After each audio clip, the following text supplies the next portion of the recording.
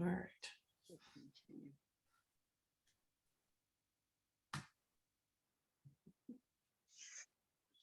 I have to reach over here to do this.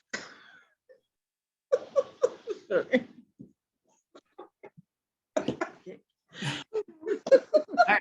It's all going to be good. This is going to be, you guys are going to have a good discussion.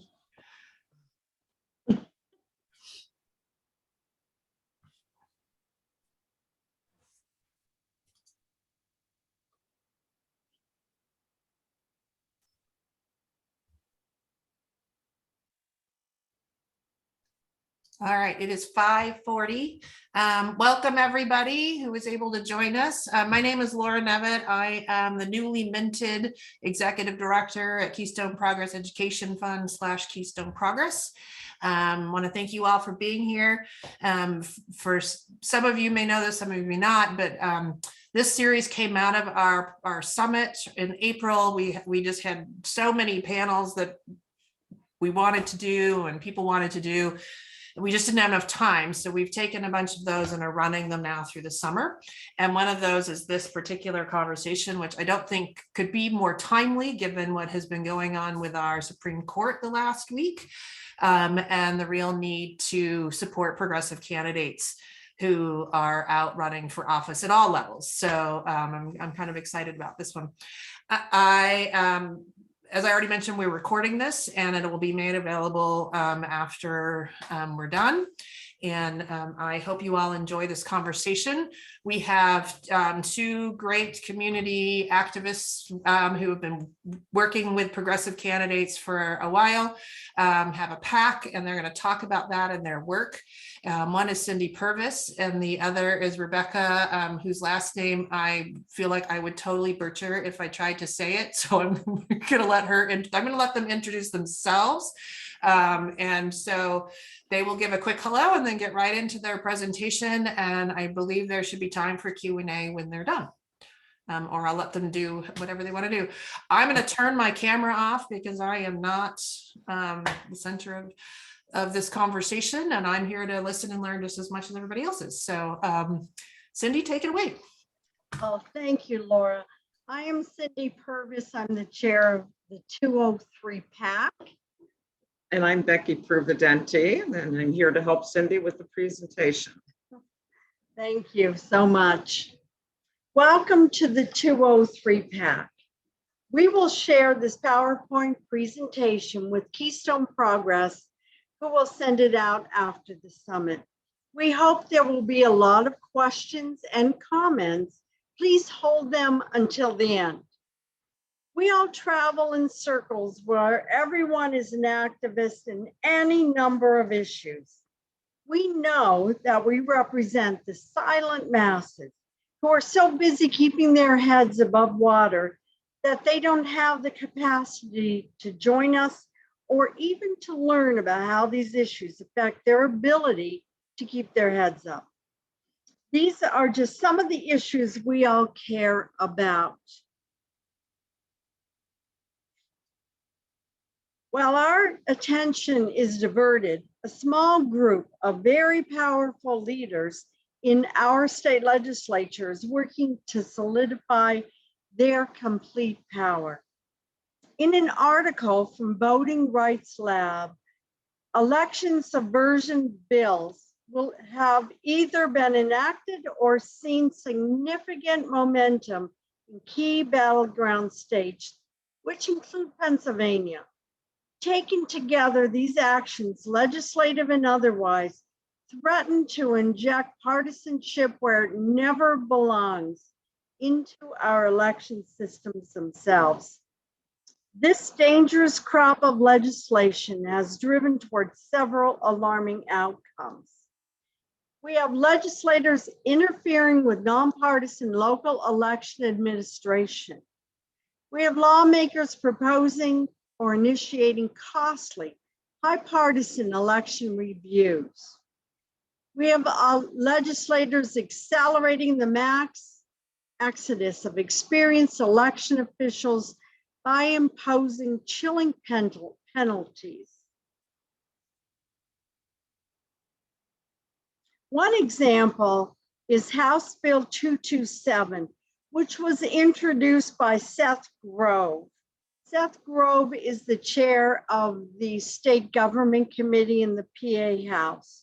This bill has 187 pages of goodies. In this bill, it establishes a Bureau of Election Audits within the Office of Attorney General at a cost of $3 million annually. It eliminates drop boxes and replaces them with ballot return locations, staffed by one Republican and one Democrat from 7 a.m. to 8 p.m.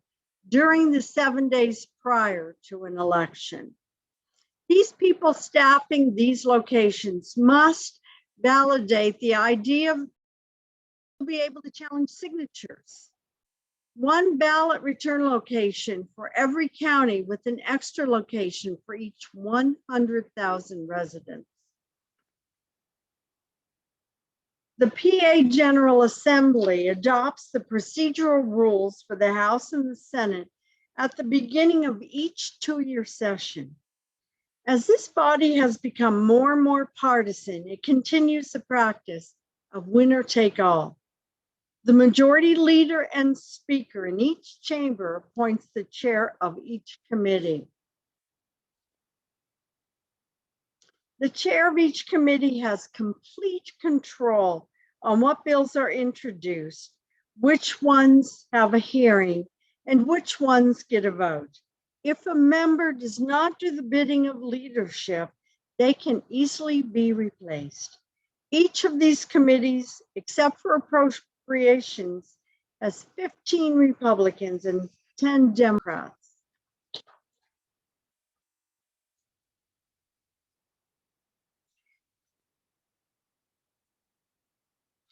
The party caucuses control the money for each member of their party for office space and staffing for district and Harrisburg offices.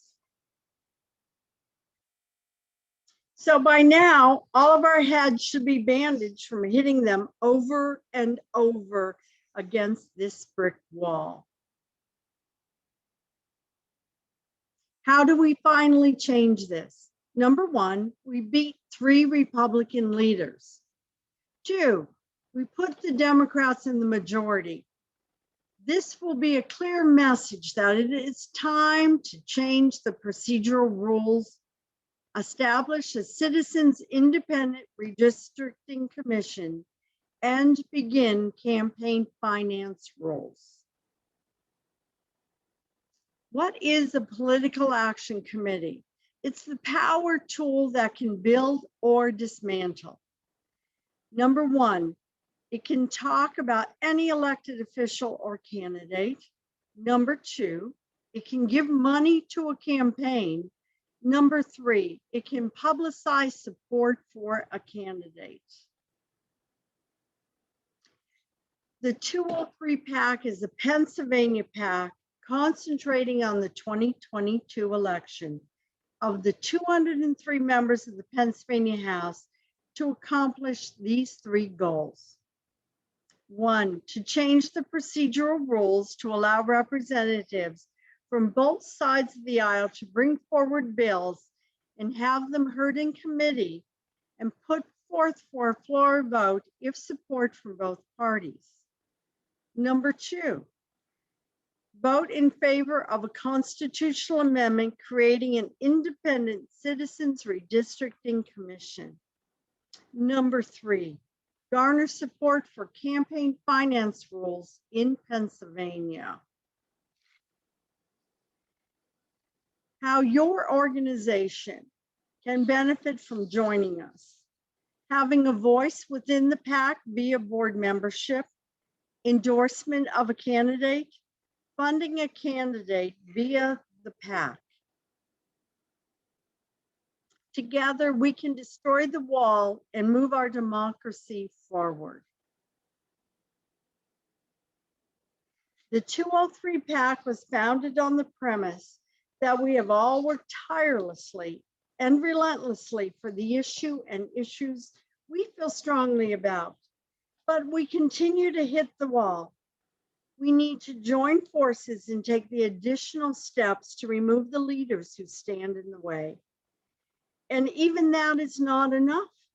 The leaders on the other side, who then begin to salivate with their new power, must come to realize that they have no power without the people they represent.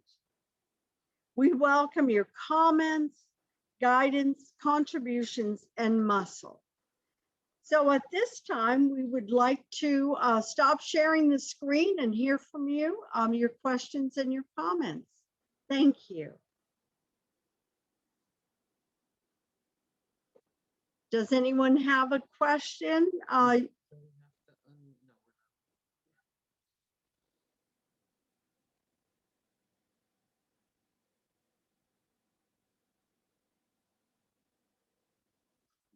Jeannie, you want to unmute yourself, Jeannie? Yeah, there are a lot of issues here, and I just front in my mind right now as the abortion thing. And I wonder what we can do to prevent Mastriano from taking leadership, becoming governor. And I think that's a big, very immediate issue for us. Well, here's the problem, Jeannie. Yes, we will elect Josh Shapiro. However, they've already written the laws to put this as a constitutional amendment, which will go around the governor's veto pen. Mm-hmm. So we have to do more than just elect the governor that we choose to represent us. We have to go deeper and elect, number one, elect a majority of Democrats in the House and the Senate. But number two, then we have to look at the Democrats, because there are some Democrats who also would support some of the restrictions. Right. We need to make sure that we only elect people who have already committed to changing the procedural rules. Fair District has a wonderful survey out that asks all of the candidates how they feel about changing the procedural rules. The 203 PAC has started to highlight each of them every day on Facebook, on Instagram, and on Twitter. We highlight one of those candidates that is committed to changing the procedural rules. So it's learning what those candidates are. We have, among these 203 members, there are 96 that will be elected in November. They have no challengers. Yeah. So we have 107 left that have challengers. So aside from letting everyone know who are those candidates, and as we get closer to August, we'll have a list on our website of who are all of the candidates that are supporting changes to procedural rules. We're just waiting. Some of the candidates we know support that haven't taken the survey yet. So we want to wait. Well, we still have a lot that we are highlighting daily. We want to get the complete list on our website by August, and then people will be able to see, and we will rank them based on all kinds of reasons. Some might be in a more balanced Republican Democrat district. Some might be in heavily Democratic districts. Some might be in heavily Republican districts. So we want to give people all the information so they can see who they want to support. And hopefully they'll try and support some really good candidates that may not be in their district to help them win. Because until we change the procedural rules and we get people more interested in representing the people than representing their party and their party's leadership and the people that fund the party's leadership, we're never going to be able to win on anything.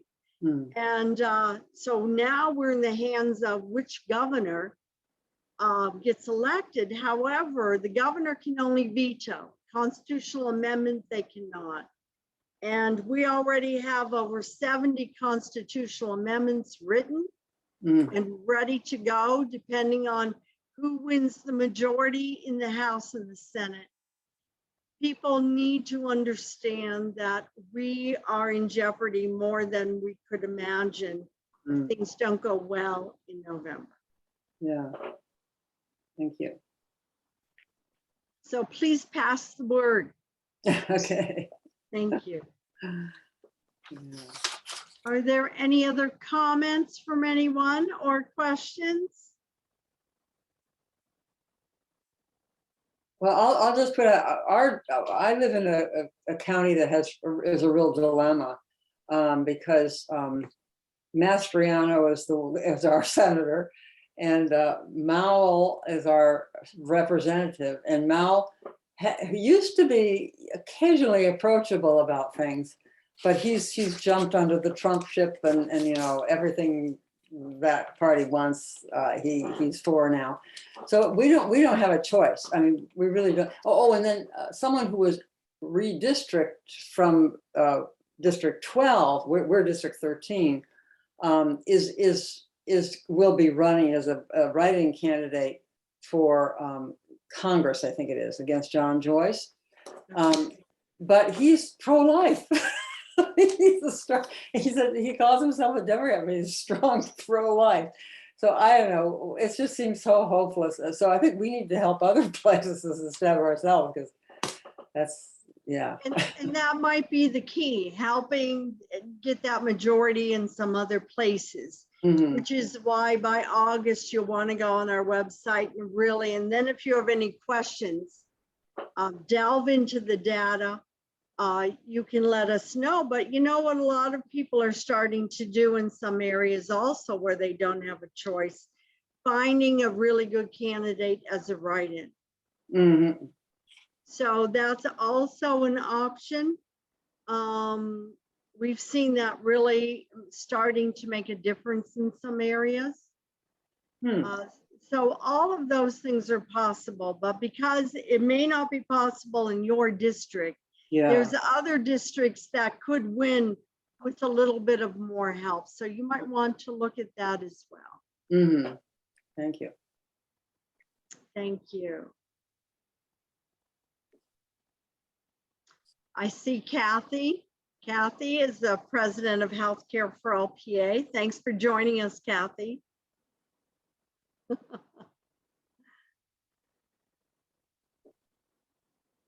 So are there any, I don't see any hands up or anything.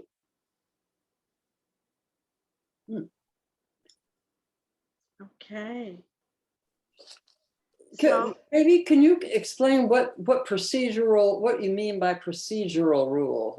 I'm not quite sure about that. Thank you for that question. At the beginning of each two-year session, the majority gets all their members together, and because they have the power, they vote on the rules. The rules have been for a long time, they keep repeating them, that allow the majority party to appoint the leadership, to appoint the chairs of the committees, to have the committees made up of a majority of the majority party, and to allow the I forgot the name, the House, the chair of the House, to allow to schedule the votes on bills coming out of committee. So there are some bills that have never hit the floor, and one of them is the gift ban. And as you know, and have probably heard from Fair Districts and Fix Harrisburg, the gift ban is supported by both sides of the aisle, heavily supported. But one person in the House does not want that to go for a vote because it will pass. So So that bill has not yet been up for a vote. So the procedural rules allow that to happen. Now, the League of Women Voters has come up with a fairer way to allow the membership of the committees, the chairs, to be voted on by both sides. So both sides would be able to vote on the people they feel are most qualified to be the chairs. And the makeup of the committee, instead of being 15 Republicans and 10 Democrats, or vice versa, depending on who's in power, basically say if the Republicans have 60% and the Democrats 40, then we should have 60% Republicans and 40% Democrats, rather than as it is now, which I believe is 75-25. So the rules would be fairer. They would allow both sides to represent their constituents. They would allow issues that have support. And I'll give you an example, because I see Kathy on the screen from Healthcare for All PA. Healthcare for All PA has had chairs of their board, both Republican and Democrats. We actually had chair of the board of the nonprofit be a member, a Republican, and a member of the House chamber. So if that rule would have been fair, he could have introduced that bill and it could have been voted on by Republicans and Democrats that approve that. It could have been discussed. There could have been a hearing. But as it stood then and as it stands now, the leadership, and in a lot of cases, the lobbyist supporting that leadership decides what bills are even going to have a hearing, what bills are going to come out of committee, what bills are going to have a vote on the floor. So as it stands now, it's totally undemocratic. So rewriting the procedural rules are critical to unclogging the system and allowing all Pennsylvanians that vote to have a voice in what happens. Does that explain it? Yeah, thank you. Yeah.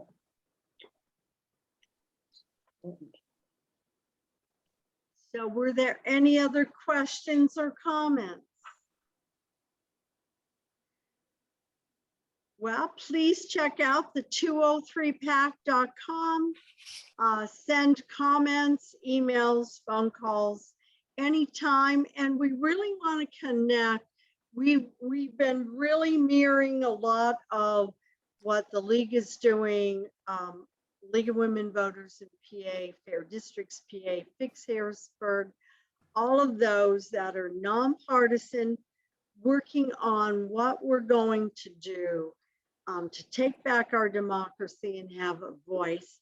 So we are happy to work with other organizations that share our vision and work together, because that's how we're going to become much stronger. And we thank Keystone Progress for all of their work and allowing us to get this message out, and all of their work that they are also doing. So thank you, Laura. And nobody has any questions, we can call it an early evening and look for this up on YouTube. I want to thank everybody, Cindy and Becca, for putting this together, and great job, good conversation. Yes, we will put this up on our YouTube channel, and if people want to, share it or send it around or have questions. I'm putting a link, as I mentioned earlier, this is part of our Participate PA series we're doing throughout the summer. We've done 3 already. We had a healthcare discussion a few weeks ago. The National Gifford folks were in town last week to talk about gun violence and gun safety. And then we've got a few others coming up. I would say bookmark that because we're kind of updating and changing, you know, as we go through the summer, as we do things. I'm going to have some conversations about the urban-rural divide, having the Reimagine Appalachia folks come and talk about their work at Keystone Budget Policy Center. We're going to talk about the campaign for public banking that has happened in Philadelphia. And then we will also be talking about, there's one more that I have forgotten, but we kind of keep adding them in. So just, you know, if you other ones you want to share or join in, please do.